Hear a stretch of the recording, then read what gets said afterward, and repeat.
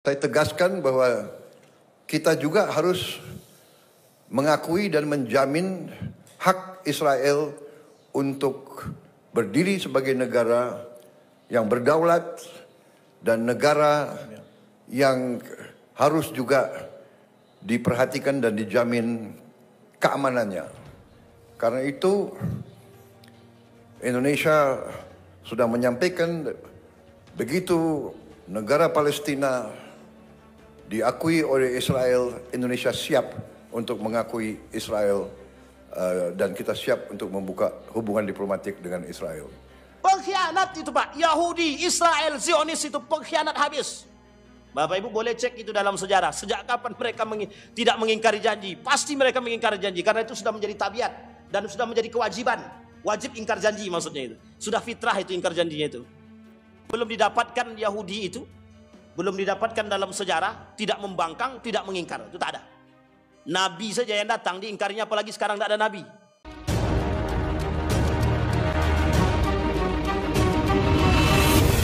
Bapak Ibu sekalian yang berbahagia, kita lanjutkan kajian kita Palestina memanggil. Tapi sebelum sampai kepada kalimat Palestina memanggil, kita akan coba bahas permasalahan kemarin. Yahudi sudah, pembagiannya sudah, kebengisan daripada Yahudi sudah. Sekarang kita akan lihat wawancara tentang Yahudi dan Zionis. Dalam satu perbincangan, seorang Dr. Adian Husaini pernah diwawancarai oleh seorang mahasiswa dari Institut Studi Islam Darussalam. Kemudian bertanya tentang Israel, Zionis, dan Yahudi. Siapakah mereka bertiga? Kemarin sudah kita bahas itu. Kemudian adakah pertanyaan selanjutnya, adakah Zionis religius? Kemudian pertanyaan ketiga, adakah umat muslim di Israel? Kan begitu. Adakah umat muslim di Israel? Kenapa pertanyaan ini disampaikan? Karena apakah semua orang Israel itu bejat? Apakah semua orang Israel itu jahat? Dan apakah semua orang Israel itu memang pelaku genosida? Nah, nanti kita jawab di sini. Yang pertama, kita jawab dulu dari pertanyaan berikut. Apakah ada Zionis atau Zionisme religius? Dikatakan dalam kitab beliau, Zionisme religius itu adalah paham kaum Yahudi untuk kembali ke tanah yang menurut mereka dijanjikan oleh Tuhan. Jadi mesti religius. Kenapa? Karena itu paham agama. Makanya seorang wartawan, jurnalis Israel, asli Israel dan Yahudi, bertanya kepada rabi daripada Yahudi tersebut. Apa kata dia? Aku melihat genosida yang dilakukan atau pertumpahan darah yang dilakukan oleh tentara dan militer Yahudi terhadap anak-anak di bawah umur. Ini melanggar aturan main HAM internasional. Ini sudah keluar daripada jalur. Kemudian ditanyakan kepada rabi tadi, bagaimana pendapatmu? Bagaimana pandangan Alkitab? Bagaimana pandangan kitab-kitab Yahudi? Dijawab sama rabi tadi. Itu bukti kecintaan mereka terhadap agama. Pernah terjadi, pernah. Dulu dijanjikan begini, yang bisa membunuh warga-warga Palestina, maka sesungguhnya kalian akan mendapatkan kebebasan dari Tuhan kalian. Jadi pengampunan dosa itu melalui pembunuhan. Pembunuhan terhadap siapa? Pembunuhan terhadap anak-anak Palestina, warga-warga Palestina. Jadi kelakuannya Yahudi dalam kitab mereka itu, kalau mereka berpatokan kepada kitab tadi, itu sudah masuk dalam kategori religius, agamis. Nah, jadi kenapa? Karena mereka patuh terhadap agama. Nah, ini poin penting. Yang kedua, apakah ada orang-orang Israel yang beragama Islam? Ada. Tapi tak banyak, sedikit sekali. Tertutupi oleh mayoritas Israel tadi. Orang-orang Israel yang pinggiran itu ada yang beragama Islam. Ada. Tidak semuanya. Nah, ini poin penting. Karena Bapak Ibu jangan salah paham bahwa Israel itu dengan Palestina memang hanya bersebelahan tempat. Pengakuannya pada tahun 1947-1948. Itu dia. Sekarang Bapak Ibu sekalian yang berbahagia, dalam pertanyaan yang lain, bagaimana pandangan orang-orang Israel yang muslim-muslim ini terhadap genosida, pembunuhan yang dilakukan oleh tentara-tentara militer Israel? Sama Pak, mereka sebenarnya juga mengecam perbuatan-perbuatan yang mereka lakukan. Kemudian ada pertanyaan yang terakhir ini begini. Apakah orang-orang Israel itu ada orang-orang Arab? Nah, ini agak sensitif sedikit. Kita bahas Pak. Ternyata dalam lacakan itu Palestina itu Arab.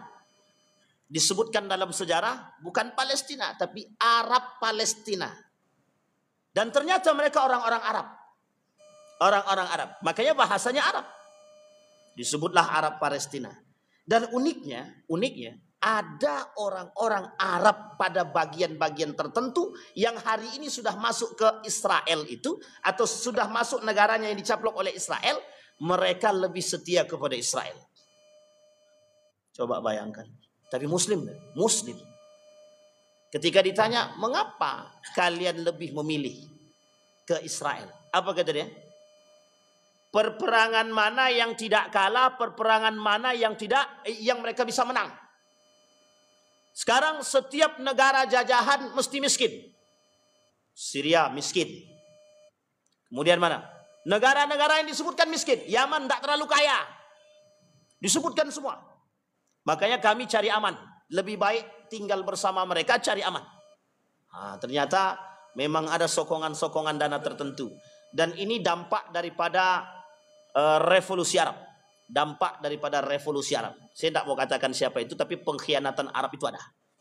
Jelas itu. Nah, sekarang kita kembali.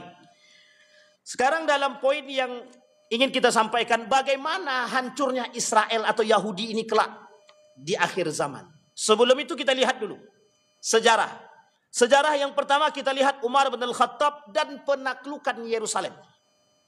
Umar bin Khattab adalah salah seorang sahabat Nabi yang pada masa kepemimpinannya, pada masa kekhalifahannya, Umar bin Khattab mampu melakukan penaklukan terhadap imperium besar Persia di bawah komando Khalid ibn Walid.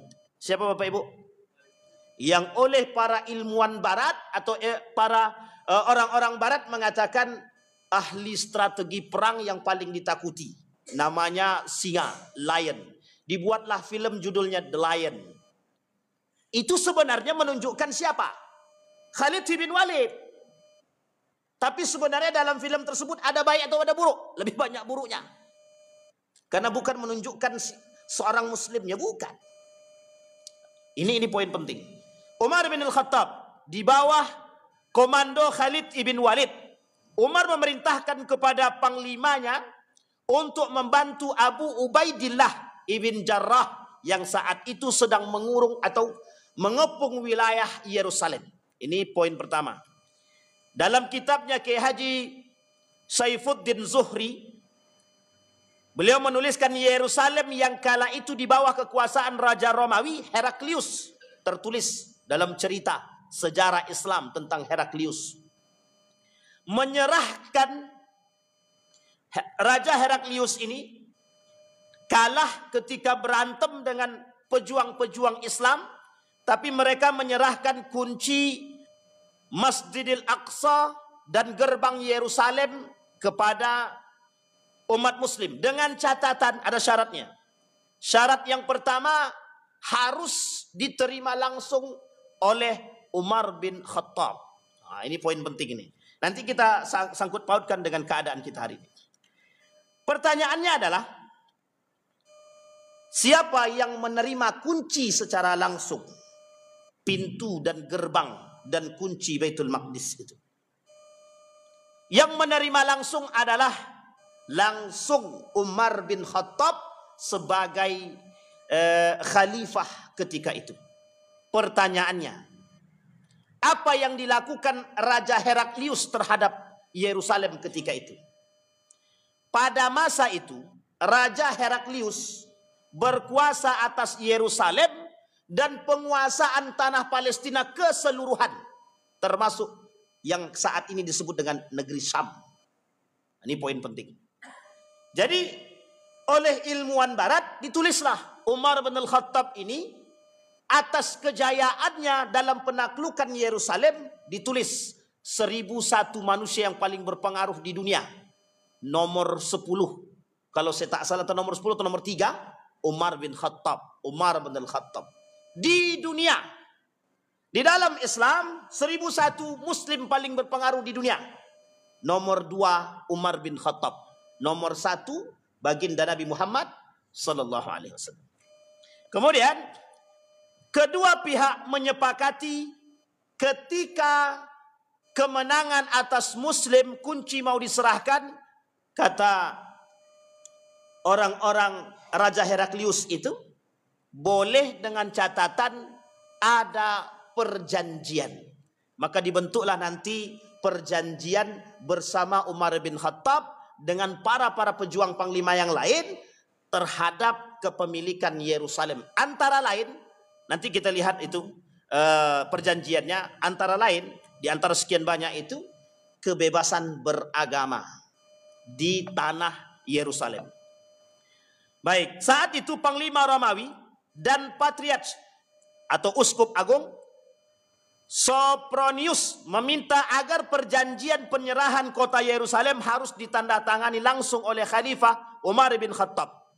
Ketika Umar sampai di tempat, semua orang sudah menunggu kedatangan Umar bin Khattab. Apa yang dilakukan? Apa yang terjadi? Semua orang kaget. Umar bin Khattab datang tanpa pengawalan. Seorang pemimpin yang besar, Khalifah Agung besar, datang tanpa pengawalan. Apa kata mereka? Sekelas pemimpin yang besar berhasil menaklukkan Imperium Persia, datang tanpa pengawalan. Bahkan ketika itu diajak keliling Yerusalem itu. Maka ketika itu sampai di salah satu gereja, kemudian Umar bin Khattab disuruh salat. Ketika datang waktu salat, diperintahkan untuk salat di dalam gereja. Apa kata Umar bin Khattab? Aku khawatir 20 tahun yang akan datang gereja kalian ini bermasalah. Maka Umar bin Khattab salat di luar. Setelah itu kemudian Umar bin Khattab salat di Masjidil Aqsa. Ketika Umar bin Khattab salat di luar gereja tersebut, sampai hari ini dibangunlah masjid yang disebut dengan Masjid Umar bin Khattab. Jadi mereka sebenarnya orang-orang Nasrani, lebih tepatnya Kristen ketika itu, mereka kenal dengan Umar bin Khattab itu. Dalam sejarah tahu mereka. Tapi ini bukan Yahudi dulu. Ini masih Nasrani. Kalau lebih tepatnya kita katakan ini Kristen lah. Nanti ini ada perlawanan. Di sini bukan peran besarnya Yahudi. Nanti peran besarnya Yahudi ada pada perannya revolusi Arab juga. Baik.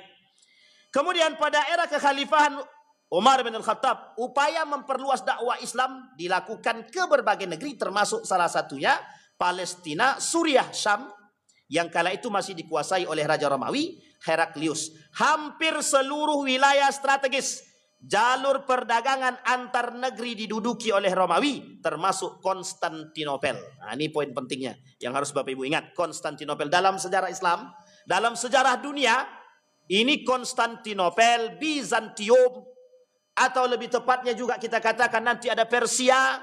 Itu tak bisa kita kesampingkan dalam sejarah, tak bisa. Kenapa tak bisa dikesampingkan? Di sini perputaran perperangan umat muslim dengan agama lain. Persoalannya apa? Agama. Persoalannya agama. Baik. Dalam sejarah, Palestina dikuasai oleh banyak kelompok. 1. Asyur, Babilonia, Persia, Yunani, Romawi. Perhatikan baik-baik bahasanya. Arab, Turki Seljuk, tentara salib, sampai dengan Mesir. Ini yang menguasai Palestina. Asyur, Babilonia, Persia pada masa Umar bin Khattab, Yunani, Romawi, kemudian Arab dalam revolusi Arab, kemudian Turk Seljuk, ini juga masuk dalam dalam penaklukan. Kemudian tentara salib juga masuk. Nanti pada masa Salahuddin Al-Ayyubi. Sampai kemudian Mesir. Kekaisaran Ottoman menguasai sebagian besar wilayah Palestina dan sekitar pada tahun 1517 sampai dengan 1917. 1500 sampai 1900. Berapa abad? 4 abad lamanya. Kekaisaran Ottoman. Nah, ini panjang nih. Namun ketika Kekaisaran Ottoman runtuh saat Perang Dunia Pertama berakhir 1918, Palestina dikuasai oleh Inggris yang kelak akan muncul perjanjian atau deklarasi Balfour. Deklarasi Balfour adalah deklarasi atau perjanjian yang dibangun oleh Inggris bersama Yahudi dalam Perang Dunia Pertama untuk mendukung kekuatan Inggris. Yang ketika itu ada dua, tadi saya sampaikan di sore tadi. Ibnu Saud sebagai kerajaan Saud ketika itu. Yang kedua, ada yang disebut dengan Syarif Hussein sebagai gubernur Mekah ketika itu. Kedua-duanya ini, yang pertama Syarif Hussein dulu, masuk dalam revolusi Arab yang memberontak kepada Turki Utsmani. Yang kedua, Syarif Hussein sebagai penguasa Hijaz ketika telah berhasil menaklukkan sebagian kecil dari wilayah Palestina, diambil alih kekuasaan tersebut oleh Ibnu Saud setelah terjadi perjanjian kedua yang dilakukan oleh Inggris kepada Ibnu Saud setelah perjanjian Inggris dengan Syarif Hussein. Sampai di sini bisa dipahami Bapak Ibu. Setelah perjanjian tersebut terjadi, Inggris membangun kerjasama dengan Yahudi. Para hartawan-hartawan besar Yahudi mendukung perkembangan Inggris dengan satu perjanjian dan deklarasi namanya Balfour. Apa itu? Kelak selesai daripada Perang Dunia Pertama yang dimenangkan oleh Inggris. Ketika itu Turki Utsmani ikut bersama dengan Jerman karena tidak ada pilihan lain. Kalau bergabung ke Inggris hancur, maka satu-satunya jalan adalah bergabung kepada Jerman yang ketika itu menawarkan kepada mereka pelunasan hutang, begitu juga bantuan-bantuan militer yang lain dari Jerman. Singkat cerita, menanglah Inggris. Apa yang dilakukan oleh Inggris? Sebagian wilayah Palestina, Yerusalem, dalam perjanjian tersebut diberikan oleh Inggris kepada Yahudi untuk mendirikan Israel State, negara Israel, yang diresmikan pada tahun 1947 yang ditolak oleh 198 negara di dunia. Maka diakui sebagai oleh 198 tadi diakui negara ilegal. Maka semenjak saat itu Yasir Arafat mau tidak mau mengakui keberadaan dua negara dalam satu wilayah. Satu negara Israel yang dianggap ilegal, yang kedua ada yang disebut dengan Palestina yang diakui oleh semua negara atas kemerdekaan Palestina. Itu yang dituntut oleh Israel hari ini. Tidak ada namanya negara Palestina, yang ada negara Israel. Makanya mulai pencaplokan sedikit demi sedikit. Kemudian terjadi lagi perang Arab. Ini yang tadi kita sampaikan, Arab dengan Israel 1948 setelah diakuinya Israel sebagai negara Israel. Negara-negara Arab tidak setuju, maka terjadilah perperangan di antara mereka. Sementara kota Yerusalem yang sama-sama diklaim oleh orang Yahudi dan Arab Palestina akan dijadikan wilayah internasional dengan status khusus. Rencana tersebut menuai kontroversi. Pada para pemimpin Yahudi setuju, sementara mayoritas Arab Palestina menolak secara besar-besaran. Ini awal mula terjadinya perperangan yang sangat kental antara Palestina dengan Israel sampai hari ini. Sampai di sini bisa dipahami Bapak Ibu. Ini poin penting. Ini sejarah memang. Ini rumit sekali sejarahnya Palestina ini, Ustaz. Memang rumit. Makanya satu semester kayak tidak selesai. Kalau mau dikaji, sebenarnya ini udah banyak potong-potong nih. Ini tadi udah saya potong-potong nih. Kalau enggak banyak kali PowerPoint-nya. Inggris pada tahun 1948. Inggris menarik diri dari Palestina, sementara Israel mendeklarasikan kemenangan atas negara yang mereka bangun. Ketika itu, negara Zionis, ketika itu gerakan Zionis belum terbangun. Sudah terbangun. Gerakan Zionis terbangun pada tahun 1898 oleh Theodor Herzl di Swiss, yang dikepalai langsung oleh Theodor Herzl, sekaligus membuat bendera negara Yahudi yang kelak mereka tujuannya mereka buat di Palestina, Rafah dan Gaza. Nah, sampai di sini bisa dipahami Bapak Ibu? Baik. Kala itu warga Palestina merasa keberatan dan negara-negara Arab dimobilisasi untuk mencegah pembentukan negara Israel. Kejadian ini menyebabkan perang Arab dan Israel yang terjadi 1948. Baik, 1967 atau dikenal sebagai Perang 6 Hari, Israel kembali merebut jalur Gaza dan semenanjung Sinai dari Mesir. Israel juga merebut dataran tinggi Golan dari Suriah yang hari ini oleh orang Suriah masih dibentengi oleh Israel. Ini alasan kenapa saat pemimpin Suriah yang baru tidak mau bekerja sama dengan Israel. Itu tanah mereka, tapi dicaplok gitu. Tapi mau tidak mau. Suriah butuh pembebasan. Artinya apa? Blokade ekonomi harus dibuka biar ekonomi Suriah aman. Maka datanglah mediator ternama, pahlawan terbaik, Kerajaan Saudi sebagai mediasi antara pemimpin dengan pemimpin. Siapa yang ketika itu menjadi pahlawan? Donald Trump, yang akan keliling ke berbagai macam negara, terkhusus negara-negara Islam, termasuk Dubai, termasuk Qatar. Untuk apa? Meminta investasi kepada mereka untuk Amerika yang akan kelak diberikan kepada Israel, Yahudi. Tapi tidak tahu apakah mereka sadar atau tidak sadar, kita tidak tahu sekarang. Tapi yang jelas, pengkhianatan tetap pengkhianatan dari dulu sampai hari ini. Dimulai saat revolusi Arab, pengkhianatan itu terjadi sampai hari ini. Baik. Ini agak sensitif nampaknya kan Bang? Baik. Umar dan perjanjian. Kita langsung saja Pak. Perjanjiannya panjang. Ini kalau saya baca, sedikit aja kita baca ya. Kita baca. Dengan menyebut nama Tuhan yang Maha Pengasih lagi Maha Penyayang, isi daripada perjanjian. Inilah jaminan keamanan yang telah diberikan oleh hamba Allah Umar bin Al-Khattab, Amirul Mukminin, kepada penduduk Yerusalem.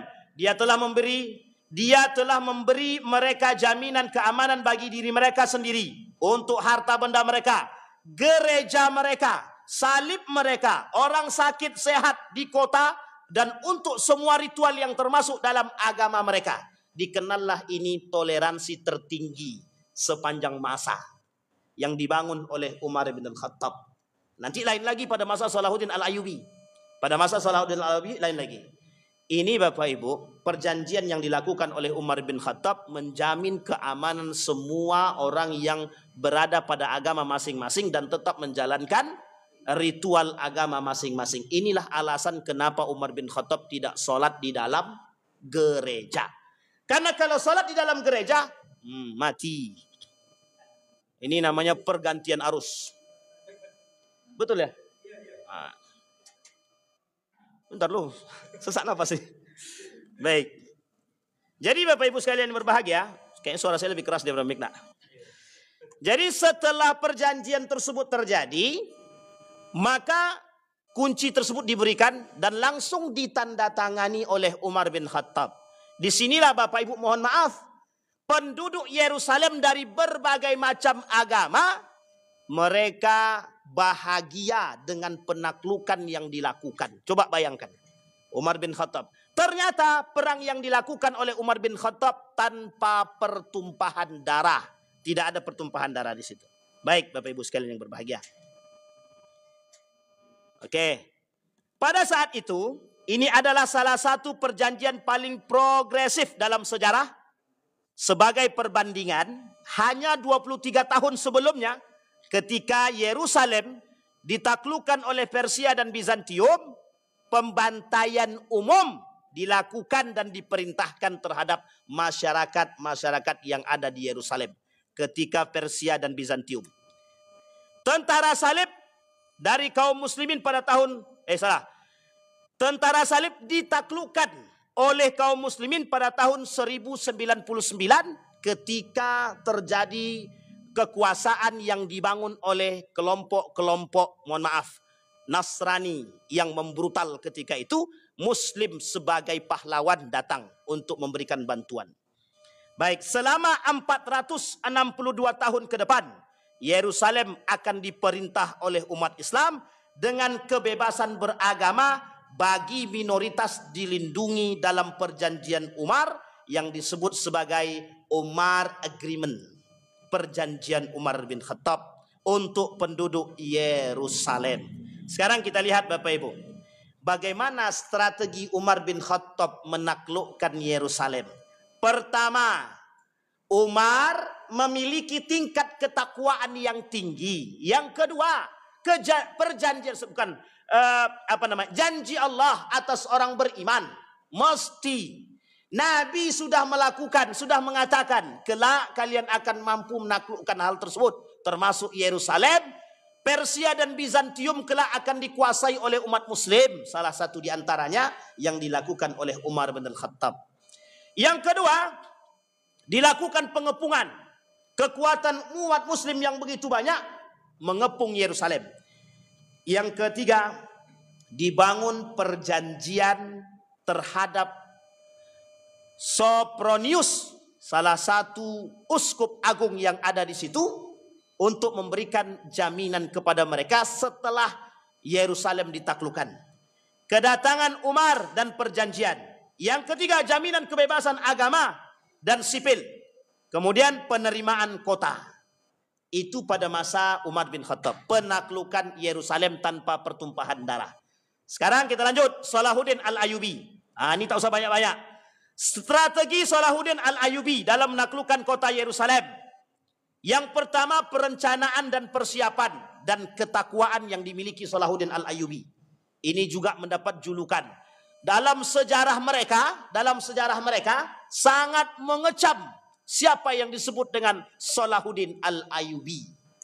Bapak Ibu boleh lihat, ini difilmkan juga. Sudah difilmkan. Hanya saja pandai-pandai melihat film tersebut. Karena banyak film-film umat muslim ini yang kemudian menuai kontroversi. Ada yang ditambah-tambah dan ada yang dibuang-buang. Mending kalau yang ditambah itu bagus. Mending kalau yang dibuang itu yang buruk-buruk. Yang dibuang yang baik, yang ditambah yang buruk. Ini masalahnya. Sehingga dalam cerita tentang perkembangan Islam ini banyak menuai kontroversi dan rasa sakit hati yang dialami oleh kelompok-kelompok tertentu terhadap Islam sampai hari ini masih menjadi bagian sebagai dendam sampai akhir hayat. Ini tak boleh Pak, tak boleh kita tutupi. Mereka dendam kepada kita itu. Jadi kalau mereka baik sama kita itu pura-pura baik. Yakin itu baik-baik. Apalagi kalau Israel bukan pura-pura baik, berkhianat. Aman kan? Pengkhianat itu Pak. Yahudi, Israel, Zionis itu pengkhianat habis. Bapak Ibu boleh cek itu dalam sejarah. Sejak kapan mereka tidak mengingkari janji. Pasti mereka mengingkari janji. Karena itu sudah menjadi tabiat. Dan sudah menjadi kewajiban. Wajib ingkar janji maksudnya itu. Sudah fitrah itu ingkar janjinya itu. Pembangkangan apa tak lagi. Jadi Bapak Ibu mohon maaf ya. Dalam sejarah Yahudi itu belum didapatkan Yahudi itu, belum didapatkan dalam sejarah tidak membangkang, tidak mengingkar. Itu tak ada. Nabi saja yang datang diingkarinya, apalagi sekarang tidak ada nabi, kecuali nabi palsu ya. Nabi sekarang tak ada, tapi diingkarinya. Itu yang kita takutkan Pak. Mohon maaf, yang kita takutkan hari ini itu, mohon maaf, pengkhianatan yang dilakukan oleh Trump terhadap negara-negara Islam. Yang hari ini terbuai oleh janji yang diberikan oleh Trump. Ini yang kita takutkan. Memang tujuannya mohon maaf mereka mediasi, mediator. Pertanyaannya adalah apakah mereka tidak pernah melihat track record daripada Donald Trump? Tapi mereka mengatakan begini, Israel sedang diambang kehancuran. Dan Allah katakan dalam Al-Quran itu tentang Yahudi ini, Allah katakan, la tufsiduna fil ardi marratain. Kelak kalian akan melakukan kerusakan di muka bumi ini 2 kali. Katanya. Pertanyaannya, sudah 2 kali mereka lakukan kerusakan? Baru 1 kali. Baru 1 kali. Yang kelak ditaklukkan oleh Salahuddin Al-Ayyubi. Sekarang yang kedua, Pak. Apa maksudnya? Kenapa kok disebutkan dalam Al-Quran? Para ulama Quran mencoba, ulama tafsir mengatakan, apa yang dimaksud dengan kerusakan? Banyak kok Yahudi yang melakukan kerusakan. Bukan itu yang dimaksud. Kerusakan besar-besaran sampai pembunuhan tanpa ada rasa kasihan. Penghancuran, pemboman dan lain sebagainya. Tanpa ada rasa prihatin. Itu baru terjadi pada masa Salahuddin Al-Ayyubi yang kedua saat ini. Ini yang terbesar, Pak, sepanjang sejarah. Ini yang terbesar dan paling sadis. Nah, janjinya apa? Janjinya Allah akan datang setelah itu. Akan datang kepada kalian. Fa idza jaa wa'dullahi wa'du ulahuma ba'atsna 'alaikum ibadan lana. Akan datang kepada kalian mereka tersebut pada masa Salahuddin Al-Ayyubi begini modelnya.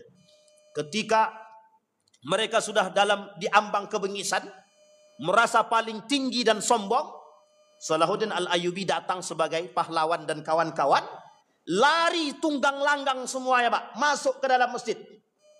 Tahu Bapak ngapain? Minta maaf dan minta pertolongan. Dan itu disebutkan di dalam Al-Quran. Mereka lari tunggang langgang, masuk ke dalam, kemudian meminta maaf. Seperti persis karakter yang mereka lakukan. Pada masa Salahuddin Al-Ayyubi itu persis apa yang mereka lakukan pada sebelum-sebelumnya. Kami minta maaf ya Allah, berikan kami ampunan. Bertaubatlah mereka, masuk ke dalam Masjidil Aqsa. Bertaubatlah. Tapi tak lama kemudian mereka buat ulah lagi. Kalau Allah katakan marratain, maka pertama sudah terjadi, maka kata para ulama ini yang kedua. Pertanyaannya, kalau ini yang kedua, berarti setelah itu apa? Kiamat. Ini masalah, Pak. Yang belum nikah atau yang sudah nikah mau nikah 2 kali, hati-hati. Ini masalah, Pak. Tidak masalah, Pak. Kalau memang kemenangan atas Palestina Allah janjikan dekat, maka akan datang. Yang perlu kita pahami, kita orang beriman ini berada di mana dan seperti apa dan bagaimana sikap kita. Ini yang paling pentingnya, Pak. Ini bukan persoalan kapan datang kemenangannya, bukan, tapi bagaimana posisi kita. Mukminkah atau munafikkah? Itu yang menjadi persoalan kita sekarang. Yang kita tidak tahu itu, Pak. Baik, kita lanjut. Strategi yang dibangun oleh Salahuddin Al-Ayyubi. Yang pertama, perancangan persiapan. Kita cepat aja. Benteng pertahanannya harus kuat. Perbatasan yang jelas. Markas-markas perang. Kapal perang, persiapan rohani. Rumah sakit dan obat-obatan. Tempat perkemahan yang dekat dengan air. Pemilihan medan pertempuran. Lembah Hittin. Bapak Ibu tahu Lembah Hittin? Kita jelas, kita lihatin. Di mana disebut dengan Lembah Hittin tersebut? Ini agak susah sedikit nih. Baca Lembah Hittin atau Perang Hittin, disebut dengan Perang Hittin, itu tak jauh dari Palestina, tak jauh. Kita baca sedikit, Pak. Di sebelah barat Tiberias, sebelum diduduki oleh Israel selama Perang Arab Israel 1948. Ketika sebagian besar penduduk aslinya menjadi pengungsi setelah dibersihkan secara etnis, sebagian lokal pertempuran Hittin pada tahun 1187 di mana Salahuddin, kalau disebut mereka sebut Saladin. Saladin. Ini bukan Aladin ya, tapi Saladin. Saladin ini panggilan orang-orang sana, termasuk orang-orang Turki memanggil ini namanya Saladin. Kalau kita Salahuddin. Jadi orang-orang yang paling fasih itu memang orang Indonesia aja. Salahuddin. Ya, Pak. Orang Arab tuh enggak fasih. Bapak Ibu kalau lihat, mohon maaf, Pak ya. Orang Arab itu enggak bisa bilang nya enggak bisa. Bilang nya itu enggak bisa. Bilang kaf itu kalau ngaji betul, tapi kalau ngomong enggak benar itu, Pak. Maqala, magala. Maqala, magala. Maka orang Arab tuh, orang Indonesia itu udah paling bagus, tingkat kecerdasan paling tinggi, tingkat kefasihan paling fasih. Tapi masih juga banyak yang belepotan. Enggak, tapi itu bercanda aja, Pak. Betul, Pak. Orang Indonesia ini sangat dikenal fasih, Pak. Sesuatu ketika kami waktu itu haji tahun 2010. 2010 saya haji itu, Pak. Dapat cerita begini. Ada seorang asli Indonesia tinggal di sana. suaranya bagus. Jadi suatu ketika dia tinggal di samping salah satu masjid. Ketika azan, tidak ada yang azan. Biasanya yang di sana azan itu orang-orang asli di situ. Bapak tahu azannya orang Arab itu bagaimana? Persis sama, mohon maaf ya. Ini kita nggak menjelek-jelekkan mereka ya. Tapi memang begitu model Arabnya. Allahu Akbar, Allahu Akbar. Dah begitu aja Pak. Lurus begitu aja, nggak ada cengkok-cengkoknya itu. Datang orang Indonesia pakai azannya dengan cengkok-cengkok. Kaget dia Pak. Nah, dapatlah ketika itu orang yang Indonesia ini dikasih hadiah. Dikasih mobil, dikasih minyak wangi. Banyak yang sayang sama dia Pak. Kalau sekarang tak usah buat lagi Pak. Dah banyak yang pandai cengkok sekarang.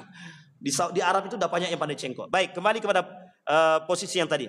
Kekaisaran Ottoman dari abad ke-16 hingga akhir Perang Dunia I. Ketika Palestina menjadi bagian daripada mandat Inggris untuk Palestina. Pada tanggal 17 Juli 1948, desa ini diduduki oleh Israel selama Nakba. Jadi tak jauh Pak tempat itu dari Palestina dan Yerusalem. Baik, kita lanjut. Tadi tempat lembah tempurnya adalah lembah Hitin, posisi strategis. Salahuddin memanfaatkan posisi strategis untuk mengendalikan pertempuran dan memberikan keuntungan bagi pasukannya. Titik pertempuran, taktik pertempuran yang dilakukan oleh Salahuddin, pemanfaatan kelemahan musuh, serangan terpadu, perlawanan yang kuat, penggunaan senjata. Nah, ini nggak bisa ditampilkan ya. Kemenangan di Perang Hitin, Salahuddin berhasil memenangkan Perang Hitin pada tahun 1187 Masehi karena ia berhasil mengarahkan tentara salib dengan memanfaatkan strategi yang jitu dan persiapan yang matang. Setelah ini sakit hati orang-orang Kristen sampai hari ini menjadi-jadi. Tahu Bapak Ibu, perang salib itu menjadi dasar. Jadi Bapak Ibu sekalian yang berbahagia, di dalam Al-Quran ada kalimat walan tarda ankal yahud walan nasara hatta tattabi'a millatahum. Millah mereka, agama Abraham. Insyaallah kami bahas ini besok di Nur Yakin tentang Abrahamic religion. Kesesatan agama Abraham. Bukan agama Ibrahim ya, tapi agama Abraham yang dahulu. Oleh menurut mereka. Sampai kita ini ngikut agama mereka. Apa agama mereka? Bukan Yahudi, bukan Nasrani, bukan Abraham yang mereka inginkan. Dalam kitab mereka, agama yang mereka tontonkan dan populerkan disebut dengan Abraham. Kemudian, siapa Yahudi tersebut? Mereka orang-orang Yahudi. Pertanyaannya siapa Nasrani kemudian? Ada kalimatnya walan tarda ankal yahud walan nasara. Ternyata oleh kawan saya yang ahli di bidang Al-Quran, dia kata Nasrani di sini bukan Kristen, Wan. Kenapa? Nasrani ini diberikan kepada siapa? Pengikutnya Nabi Isa. Yang diturunkan kepada mereka adalah Injil. Pertanyaannya, kalau Nabi Isa, siapa pengikut Nabi Isa? Bani Israel. Bani Israel. Berarti siapa Nasrani di sini? Bagian daripada Bani Israel. Pertanyaannya, siapa mereka? Masih keturunan daripada Bani Israel semua. Berarti Nasrani ini kata dia bagian daripada Yahudi. Maka kalimatnya digandeng walan tarda ankal yahud walan nasara. Kalimat kedua juga adalah gandeng antara Yahudi dengan asyraku, orang-orang syirik. Siapa orang-orang syirik di sini? Yang disebutkan di dalam Al-Qur'an, asyraku, yang keluar daripada kebenaran. Kufar, orang-orang kafir selain daripada Yahudi dan Nasrani. Termasuk salah satunya orang-orang yang hari ini berperang. Nah, mereka kata kawan saya itu, salah satunya adalah India, katanya, yang tidak beragama Islam. Itu masuk dalam kategori asyraku, katanya. Orang-orang yang melakukan perbuatan syirik. Berarti di Indonesia banyak, Ustaz. Anda nggak tahu. Bisa jadi banyak, bisa jadi banyak banget. Cuman dua itu. Banyak pelaku syirik, banyak. Apalagi syirik-syirik yang sekarang, syirik modern, udah banyak. Tuhan-tuhannya manusia itu. Baik, lanjut Pak. Kekuatan Salahuddin, kepemimpinan yang kuat, taktik yang cerdas, strategi yang cemerlang, dan kesabaran yang tinggi. Ini Bapak Ibu kuncinya kalimat pada kesabaran. Kata Allah janjikan kemenangan atas umat muslim. Artinya, mukmin wajib berdiri atas kesabaran. Kesabaran dalam jihad, bukan kesabaran dalam diam. Orang beriman bukan sabar atas kediaman, tapi sabar dalam perjuangan. Sekarang pertanyaannya, Bapak Ibu sudah berjuang atau belum? Kita udah juang atau belum? Terserahlah Bapak Ibu ya. Mudah-mudahan kita sudah bersabar, berperang terus. Persoalan-persoalan yang terus kita lakukan. Kemudian Allah katakan dalam Al-Quran, wa qadaina ila bani Israila fil kitabi la tufsiduna fil ardi marrataini wa la ta'ludna 'uluwan kabira. Kemudian Allah kata, fa idza jaa wa'du ulahuma ba'athna 'alaikum 'ibadan lana uli ba'sin syadid fajasu khilalat diyar wa kana wa'dan maf'ula. Kita garis bawahi kalimat itu tersebut. Fa idza jaa wa'du ulahuma, ketika datang kepada kalian salah satu di antara keduanya, Allah yang sudah Allah janjikan, ba'athna 'alaikum 'ibadan lana, akan kami munculkan di tengah kalian hamba-hamba kami. Ba'san syadid, memiliki kekuatan yang tangguh. Fajasu khilalad diyar wa kana wa'dan maf'ula. Mereka akan datang mengepung dan memerintah dan menyerang orang-orang yang zalim. Tersebut di situ kalimatnya Yahudi. Kita lihat dulu Pak. Ketika kekacauan, kehancuran pada masa Salahuddin Al-Ayyubi, datang pahlawan Salahuddin. Fajasu khilalad diyar wa'dam maf'ula, janji yang terbukti. Sekarang kalaulah 2 kali yang disebut, maka tinggal hari ini Pak. Kata ulama tafsir mengatakan, kerusakan yang kedua dari setelah Salahuddin Al-Ayyubi, pembangkangan yang mereka lakukan setelahnya, 400 tahun setelahnya itu, atau 4 abad setelahnya, dilakukan kembali oleh Israel sampai hari ini. Pertanyaannya adalah, kalau sampai hari ini, maka bisa jadi ini yang terakhir dalam kalimat wala ta'ludna 'uluwan kabira. Ini kalimat yang Allah sebutkan perperangan yang kedua, maka bisa jadi perang yang kedua ini adalah perang terakhir atas kerusakan yang dilakukan oleh Israel. Apa kaitannya dengan akhir zaman, Ustaz? Kaitannya dengan akhir zaman, setelah ini akan muncul yang disebut dengan perang terakhir. Apa itu perang Malhamatul Kubra? Perang Malhamatul Kubra itu perang antara kaum Yahudi dengan orang-orang beriman. Seperti yang saya katakan tadi dalam prediksinya beliau sebelum meninggal, ketika diwawancarai beliau mengatakan hal demikian. Kemudian diwawancarai beliau, wawancara Arab, apa kata dia? Bagaimana pandangan Anda ketika genjatan senjata, tapi Anda justru mengangkat senjata? Mereka mengatakan genjatan senjata, kami dilarang masuk ke dalam Baitul Maqdis. Di mana letak perdamaian bagi kami dan bagi warga kami? Mereka blok makanan, mereka tidak memberikan kebebasan kepada kami. Di mana letak perdamaian? Maka Bapak Ibu sekalian yang berbahagia, apa yang disampaikan oleh beliau itu terbukti. Artinya apa? Kemungkaran, keingkaran, pengkhianatan yang dilakukan Israel.